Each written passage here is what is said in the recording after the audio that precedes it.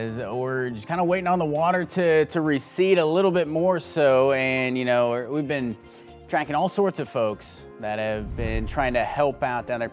Team Rubicon is one of those folks. We've got the CEO with us, Art De La Cruz. Thanks for joining us here this morning. Thank you for having me. So what is Team Rubicon? What are you guys doing to help out down into the state of Texas with all this flooding?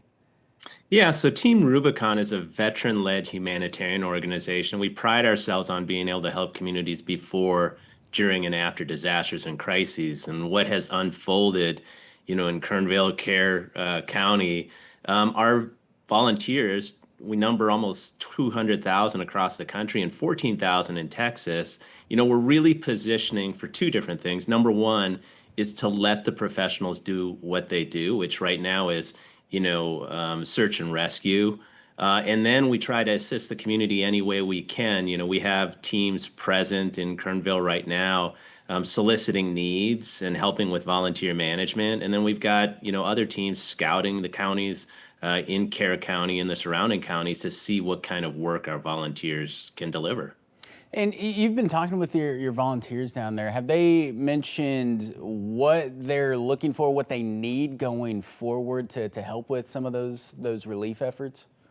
Yeah, the volunteers right now are primarily trying to catalog the needs of the survivors. At this point in time, it looks like there's a lot of debris management that's going to have to be done. There is a lot of heavy equipment work to potentially be done.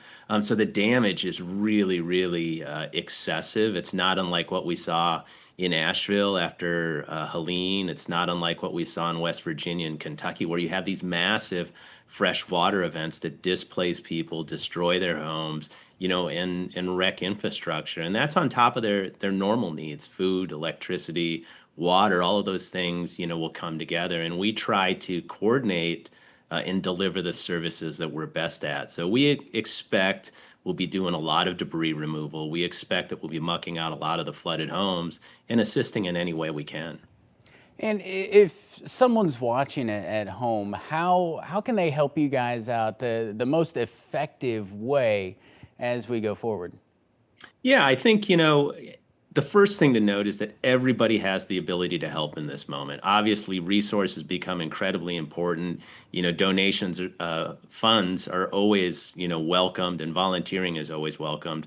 One of the things they can do, and this is kind of a double negative, in that, don't think that this is the time to reach into your closet, and pull out clothes that, you don't need and you think someone else might. That often creates the second disaster of trying to manage these donated goods. The reality is there are people and agencies on the ground that are identifying what's needed, and the ask will come. And typically money is one of the quickest ways to connect that need with the people's, needs as they, go through this horrendous process of recovering.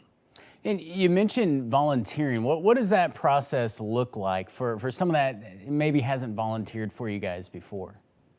Yeah, go to teamrubiconusa.org. The reality is everyone has skills, they have experience, and probably most importantly have the time and energy to be able to contribute. Our organization does upwards of, 3,200 events a year for disasters that are happening across the country. So it's not just what is happening in Kerr County. If you sign up, you go through, training that is fairly quick, you will know when it's time to volunteer. And it might be, now in the coming weeks in Texas, or it could be in other places across the country. So I'd encourage everyone here to understand that they do have a power to generate a positive outcome after disasters like this.